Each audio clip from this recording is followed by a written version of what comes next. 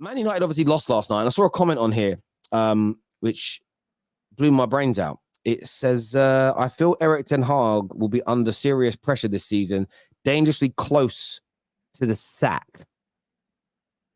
That's reading to me as you think Ten Hag is close to being sacked right now. I assume that's based on losing the last two pre-season games. But that's the only thing I can assume you're looking at there. Because last season he came third when no one predicted it, won a trophy, got to an FA Cup, got to an FA Cup final. It's madness. It's absolutely madness. I mean, he wins you a trophy for the first time in since 2017, right? He's got you in the top four. Everyone was doubting him. He was under huge pressure at the beginning of the season, losing the first two opening games. He ends up beating Liverpool, going on a bit of a run. Immediately, they got knocked out of Europe. Yeah, you can say that's not great to go out to Sevilla. But then again, they are the kings of the Europa League. But it's madness. Based on what is he dangerous to say? Who cares about pre-season? We just beat the Singapore rowing team, right? And Richarlison's lifting a trophy, and it's the first thing we've won since the Audi Cup. Who cares? It's pre-season. Let's see how he gets them in the season. Like, it's madness. Do you know what's really funny? I've watched all of Man United's pre-season games. I didn't watch the game against Wrexham because it was their under-21. So some people, he lost 3 on the bounce. No, he wasn't even managing the team against Wrexham. He was kind of around the bench, but it wasn't even our first team. It was their under-21s. And look, we did concede 3 goals last time. We were really sloppy at times. Like, we were 1-0 up, cruising, dominating Dortmund in the first half. And then 2 mistakes in the last 2 minutes of the first half, and we're 2-1 down. We come back and equalize, dominate the second half, and then a really poor inside pass from AWB, and they score a goal, and we lose 3-2, and their goalie made some good saves. But again, I'm just not panicked. For me, I look at pre-season. I said, look, if we're playing Arsenal, playing Chelsea, playing Liverpool, you want to win those games, and they mean a little bit more in pre-season because they're your rivals. But what I'm looking for is how we're trying to play, and there's going to be. I think we're going to close the gap on the top of the league this season. I believe we'll be 10 to 15 points better off this campaign once all our new signings are in and we get moving. You can also see this preseason that we're trying to play far more football, trying to have more possession. And what you're going to get when you do that and you start to evolve the football even more. Because one thing that made me laugh at the end of last season is a lot of people, Sam was a standout for this. I think what you're seeing, he said, a lot of rivals said, what you see now from Ten Hag's football at Man United is all you'll ever see. And I think that is just an absolute projection of hope. Man United are already starting to try and evolve the way we play. But when you first start doing that, you're going to make mistakes. There's going to be problems. And pre-season is when you make those mistakes. I've actually been happy with large parts of our performances against Real Madrid and against Dortmund. But there are areas to improve. It isn't time to panic. Højlund's coming in. We need to become more clinical. And I think we can get that done. Equally, we were a little bit sloppy at the back for the goals against Dortmund. But in all the other games this preseason, we've not been sloppy at the back at all. Even against Real Madrid, the first goal was offside. We had a perfect line, but no VAR, so it was given.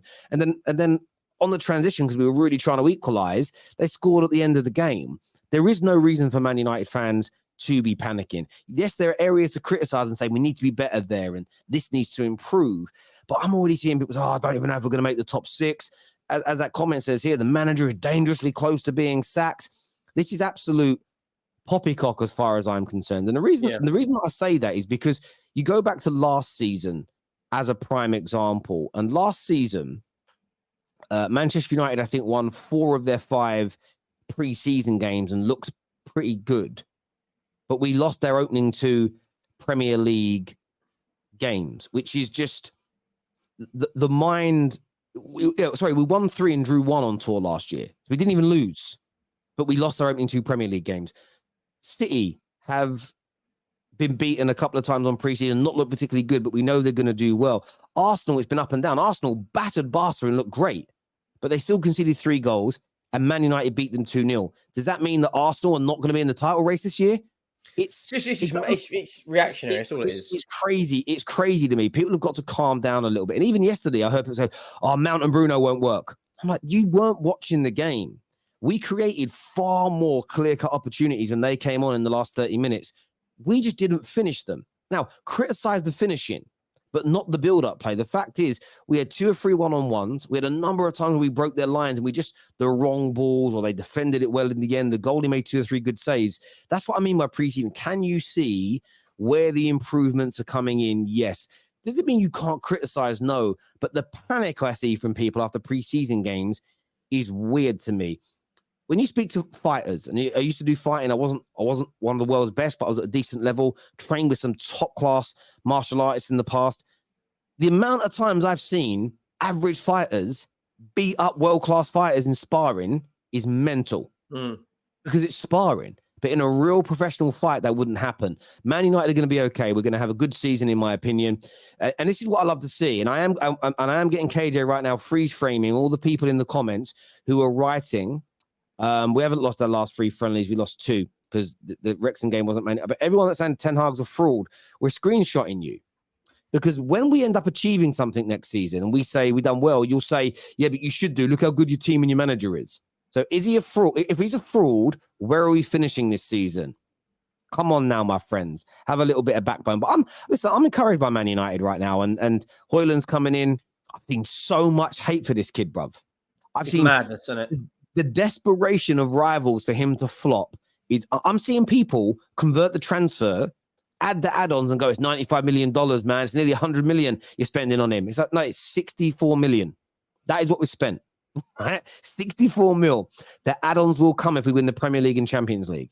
The fact that it's all being added on, then converted into currencies that I'm surprised they haven't converted it into yen or something. Yeah, yen, or let's put it into pesetas. By God, it was 3 trillion pesetas, even though pesetas doesn't exist anymore. It's crazy to me. Let's put it into a currency that's even big, like monetary wise, looks bigger. Let's put it into Saudi money, which I think £60,000 in Saudi money is 300,000 of theirs. So if you take 64 million, oh my God, they spent 3 billion. They spent 3 billion on a player. It's become embarrassing to watch, but I know why it is, because rivals are genuinely fearful of the resurgence of Man United, and it's beautiful to see. It's beautiful to watch people slowly start to panic about what Manchester United are doing. And by the way, yes, when we report on the news, I'm trying to find it here, Rice, we put 105 in, but listen back to the video, 100 million plus 5 of add-ons. But if I sat there now and added up the totality of what Arsenal have spent, I would not be including the add-ons because you haven't paid them yet. So you haven't achieved it yet. So it's only on a base fee, isn't it? The transfer market is pretty good for this. Transfermarket.co.uk. They show it in euros. So you've got to do the conversion yourself, but they only show the base fee of what clubs have paid, not the bonuses that people have paid. And that's really, really important because the bonuses are only paid when you achieve something. And by the way, whether you're an Arsenal fan, Chelsea, Man United, if you win the Champions League or Premier League, no one even talks about how much you've spent anymore. It goes away. It disappears. No one's talking about the Grealish fee, are they? Because he just want to. No one's talking about it now because they want to win a treble. So it becomes immaterial. Transfer fees, salary caps, and all this stuff only matters when your team fails. When you win, nobody cares. If Man United spent another 500 million this summer and won the Premier League and Champions League, how much they spent would suddenly dissipate and go away and would disappear. And it's absolutely crazy to see personally. This year says the one team that I'm not afraid of this season is Man United. Manchester, Wrexham United is done. Probably will get relegated in a season or 2 with Ten Hag. I don't get this. Right? I don't get the hate in Ten Hag. It's taken Arteta 3 or 4 years to get in the Champions League, and Ten Hag's done it on his first season, right? Ten Hag's also won a trophy, right? And if they get Amrabat, he's a very, very good midfielder. I'd love him at Spurs, and they get the Højlund deal over the line. Why can't they? Why can't, after a few steps moving forward, why can't they compete with Man City and Arsenal? Like this narrative of, but Ten Hag's going to get sacked. Based on what? He had a good season last year. I would rather have finished 3rd with a League Cup than bottle the league like Arsenal did. Like this narrative, right, that Arsenal had this superb season, okay? And in 30 years' time, when you look back on it, what did you win? Like, it's like Harry Kane, right? When he retires, let's say he doesn't win anything at Germany, He might have the Premier League goal scorer award. He might have all these goals in Germany, but everyone's going to look back and go, who cares? Like, who cares? Like, this narrative around Arsenal last season with these monsters. Yeah, but you bottled it. And Ten Hag got a trophy over the line and got them into Champions League, and you achieved less than United did last year. The standards, like, and everyone's agenda that they want him to flop just because it suits their narrative. Like, this hate, I agree with what you're saying. This hate on Højlund is absolute madness. Like, give the kid a chance. He fits their system, right? He's got the pace. What is he, 20 years of age, 21 years of age, something like that, right? Looks a top talent, but already, but he's 100 million when you look at the add-ons. Who cares? Darwin Núñez was 88 million. But the thing is, I mean, Darwin Núñez was 60. This is the crazy thing about it. He was 68 million. And obviously, when I tweet news out, you tweet what the newspaper, when it first got announced, Sky Sports announced it as an 85 million pound deal. So of course, when we go live, we're going to quote what the sources have said, 85 million. So you look back, you said it was 85. Well, that's what the media said to begin with. Then turned out that it was 68 million plus add-ons would make it rise to 85 million pounds. Now, and that's how a transfer market, by the way, it's why I use transfer market for the total spend of clubs, because they don't include the add-ons. They only add the add-ons later down the line if they're paid out. But you get comments like this from Raz. It says, bro just compared adding add-ons to a player's price is similar to using different currencies. That isn't what I said at all. You weren't listening.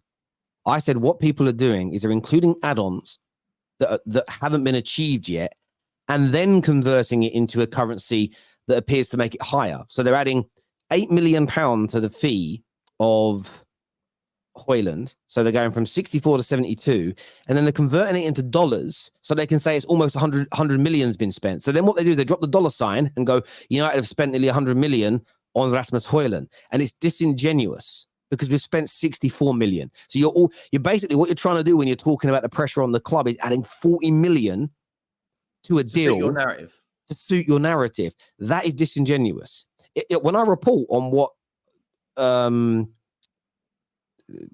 teams spend, I report on it in pounds only, because that is the currency we deal with in England. What I've seen a lot of journalists, and they don't just do it to Man United, they do it to multiple teams. And the reason why transfer market does it in euros is probably because the person that runs it is based in Europe.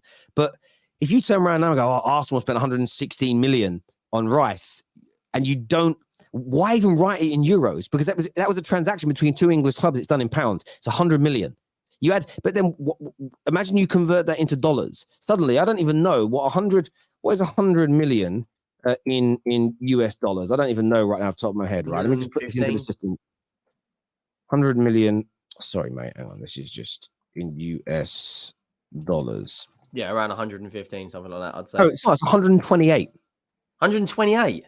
So again, I've seen people quote, CBS have been quoting Man United's transfers in dollars. Now, I know they're an American company, but it's disingenuous, because that's like me doing a video saying, Arsenal spent 128 million on Declan Rice. As long as I don't specify that it's dollars, it's ridiculous. Why? Imagine adding nearly 30 million to the total price. Yeah, well, then, by the way, if you then add the 5 million add-ons to it as well, without achieving it, it's 135 million they've spent on him. It's ridiculous. And I see them doing it to Man United. I'm calling it out. There's nothing wrong with saying the deal could total this, but the focus is on the total spend. And I've even seen journalists lie about Man United's total spend. They're saying, 406. No, it's about 360. And it's not too far off.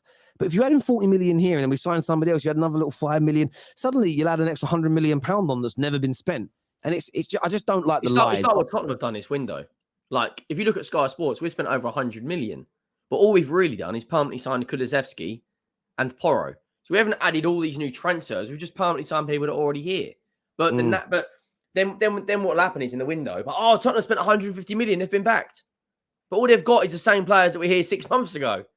So it's context. People don't use that C word. It's context. That's all it is. What I've done is I've converted Arsenal's fee and add-ons into Sri Lankan rupees. Declan Rice, wow, 4.4 billion. It's crazy what they've spent. And that's what I mean. That's how stupid it has become. It really, really is.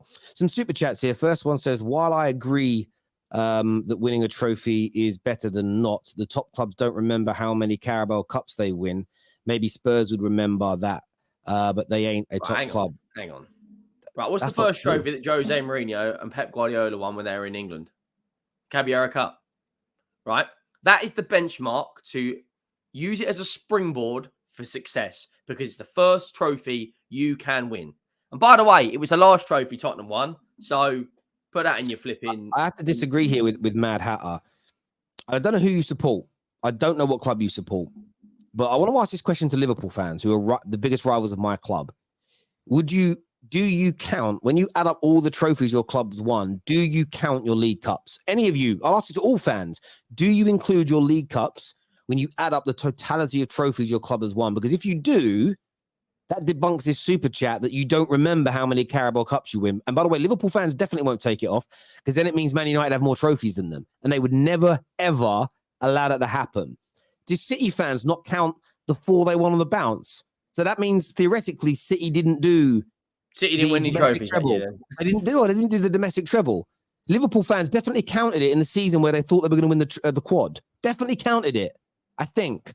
So yeah, I think again, what you're doing there, my bro, is you're absolutely projecting nonsense there, my friend. But thank you for the super chat. Hoyland will be a flop this season. Define flop for me, my bro. I'd love you to define it. United are under pressure like Arsenal after spending another 200 million. Same question you ask Arsenal fans every stream. Man United are under pressure to improve on last season. There's no doubt about it. I've already admitted this. There's less pressure on Ten Hag than Arteta, though. He hasn't been here 4 going on 5 seasons. So there is slightly less pressure, but there is still pressure because we're Man United. We're the biggest club in the world, definitely the biggest club in England, if you want to not say the world. So of course there is. And I don't disagree with that, Andrew Ritchie. Show me where I haven't said there isn't pressure on us. I haven't. So it becomes a weird thing to call me out for.